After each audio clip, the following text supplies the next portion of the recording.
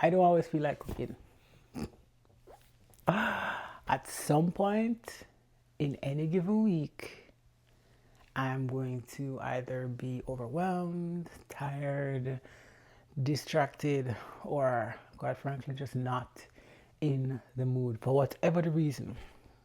And one of the things I had to ask myself was, instead of it being how do I make myself want to cook, it was more along the lines of what do I do when I don't? Because like I opened and said, I don't always feel like cooking.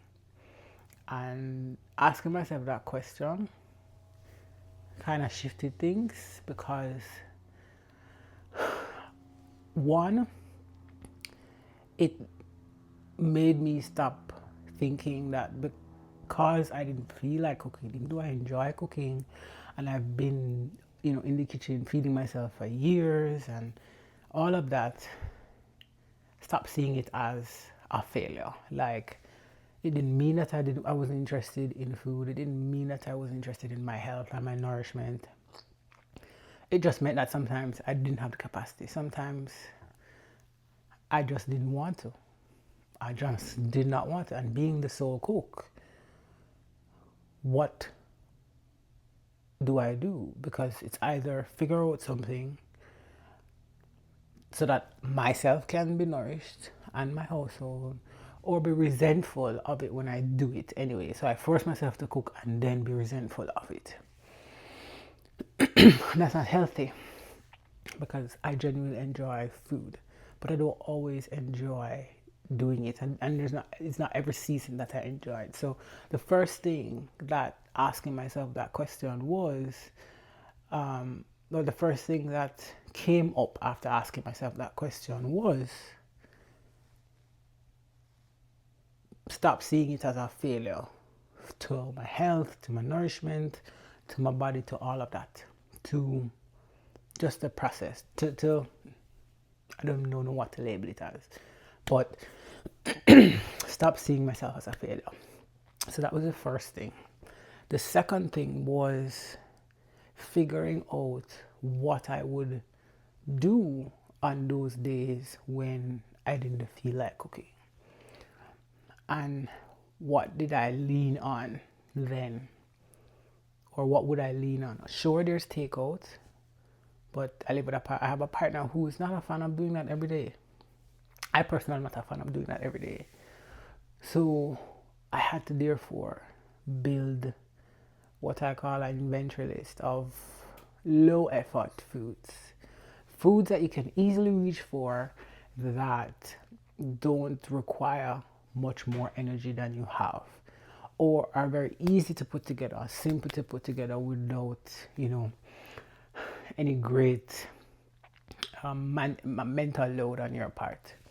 So creating that inventory list or coming up with a list of foods that fit that criteria, so low effort. And I would say low effort, I mean low effort. Like think frozen vegetables, think canned beans, think rotisserie chicken, think my bag salad kits. Those things became clutch or became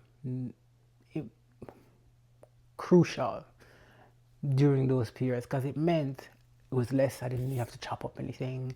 I didn't necessarily have to pull out my instant pot to pressure anything. I didn't have to do much cooking, but more assembling. And so these low effort foods became constants in my freezer, in my fridge, and in my pantry. So canned goods. Sometimes I would get, those pouches of rice that you can pop in the microwave. That's a low effort food. If you go to Costco has some meats that are sous vide that all you need to do is just probably pan sear if you need to do that.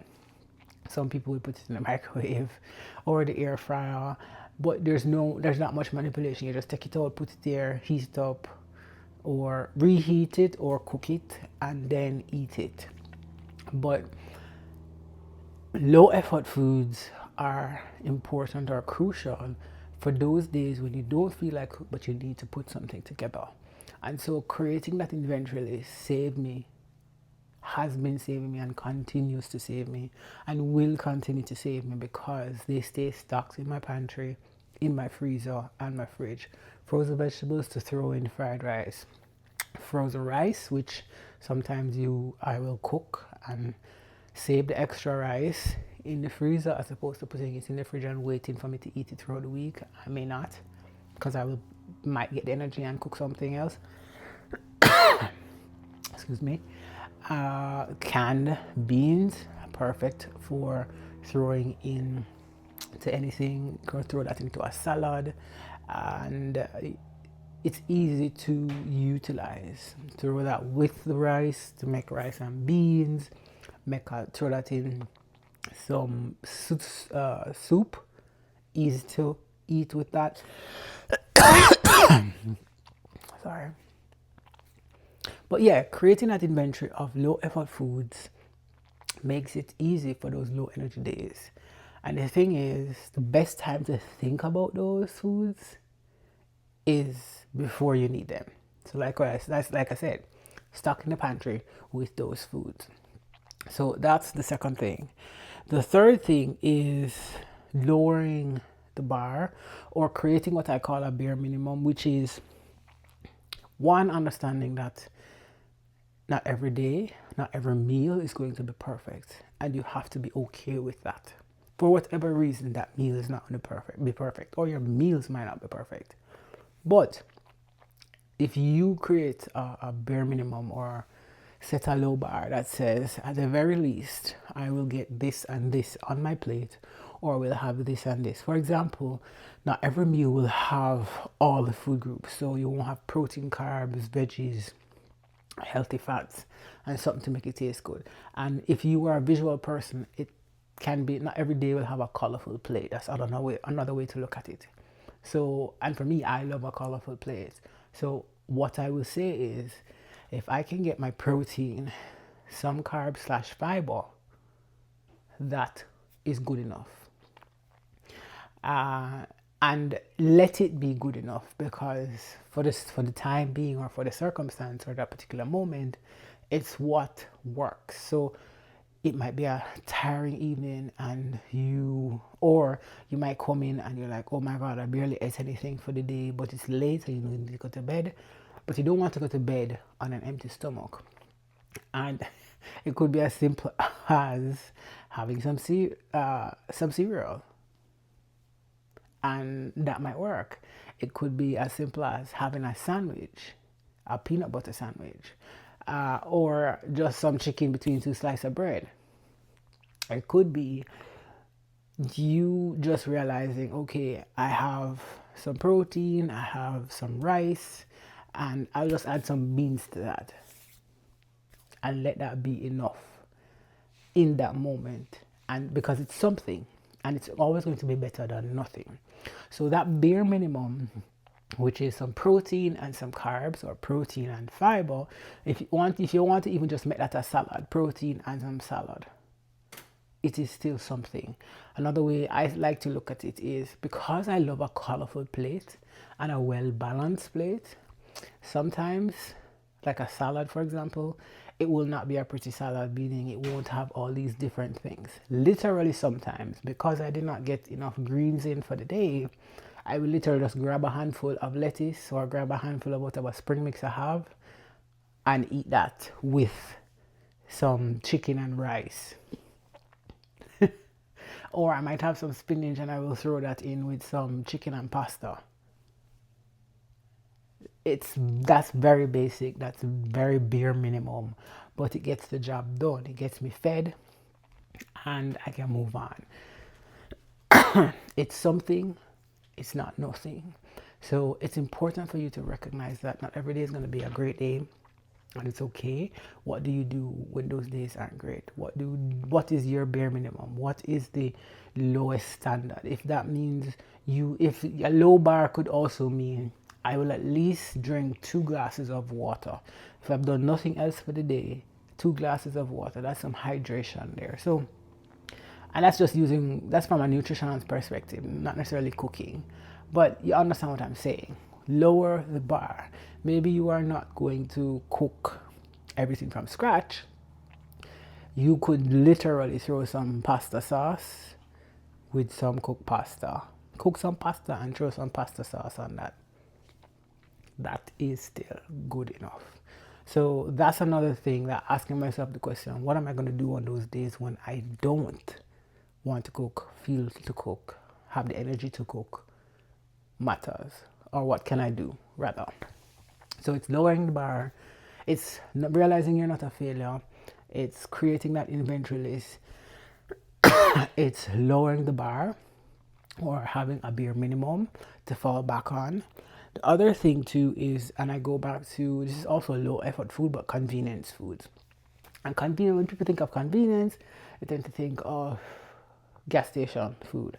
Hey, there is a lot can be found in gas stations nowadays. But convenience foods, again, goes back to things like the bag salads. It goes back to things like the frozen vegetables, maybe even frozen meals. These things work for in a pinch, work for doing the best that you can.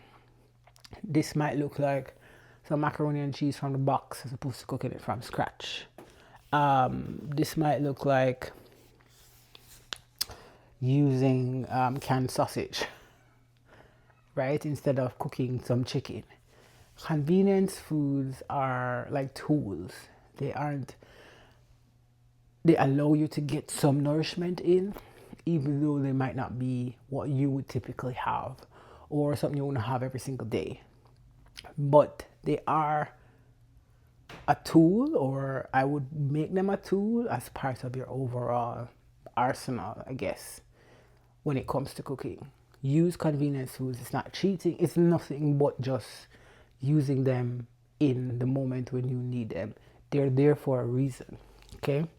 So that's one. That's another thing. Using convenience foods as tools. And then lastly, one of the things that I have taken great advantage of, and something I will encourage you to do too, is when you do have the energy, when you do feel like cooking, is to take advantage of it. Maybe make some extra. So if you're going to cook rice in a rice cooker, for example, cook extra so you can take some and freeze it. Because what you're doing is future proofing those low energy days, meaning you're creating something for when you have those low energy days. So take advantage of it. Maybe it's making extra soup and putting it in your cubes and popping it in your freezer for when you need it. Maybe it's washing your fruit, cutting it up, again popping it in your freezer. Maybe it's buying those pantry items that you need that are low effort, or restocking your inventory list rather for those days when you need it. So that is what future proofing your low energy day is. Your low energy days looks like.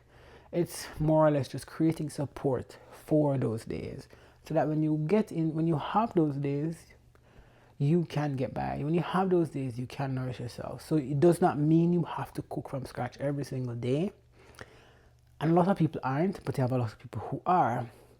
But then when you can't do that, what happens? When you're not in the mood to do that, what happens? For the people who don't like to eat leftovers, for example, what happens when you're not in the mood to cook? Do you just cook angrily? If you do that, that's great. But if you want to continue to enjoy the process of cooking, having a system that allows you to still do something, get a meal out, even when you don't have when you're not in the mood, when you don't have the capacity, when you don't have the energy for it, is important. So my perspective on it is, what do you do when you don't feel like cooking? My answer to that question is, create a system. And I always come back to it. Have a system to support you when you don't. And that looks like having that inventory of low effort foods, recognizing that convenience is a tool, having a bare minimum to work with, and future or stockpiling. That's not the right word, but that's what I can think of when it comes to preparing for those low energy days or those days when you don't want to cook. You know it's going to come in the week, you just don't know when, and preparing for it or planning for it is going to be very helpful. And this is what nourishing or nourishment looks like for me, but also something I think could look like for other people as well, particularly when you know your energy demands or your energy levels shift throughout the week. Nobody's a robot, and if you meal prep, that's great. That works for you, that's great. If you don't meal prep, then what is it that's going to help you stay nourished during the week? And even if you do meal prep, there are going to come days when you don't want to eat what it is that you did prep. Ask me how I know. You're going to want something else, and it might be because you've had fatigue from eating the same meal, or just a desire for variety, just a desire for something else. And that variety could be something low effort, believe it or not. So nourishing yourself doesn't mean that you have to be perfect every single day. It does not mean that you will always eat absolutely balanced. Every meal will be balanced. It doesn't mean that you will cook every meal from scratch. It means that you can support yourself regardless of the day you're having. It means you can nourish your body through food no matter what's happening in any given week or what your day looks like from day to day. And that's my perspective. When you don't want to cook, what do you do what do you do when you don't want to cook? Have a system in place. Have a system in place so that you can get something together, even in the face of you not wanting to cook. So there you have it. And again, like and subscribe this channel. And if you want more of this, like and subscribe. But also go ahead and head to basicalnutrition.com/the/weekly-dose and get on a newsletter for nourishing insights, meal recipes headed straight into your inbox. And if you can do nothing else, nourish yourself one moment, one bowl at a time. Bye.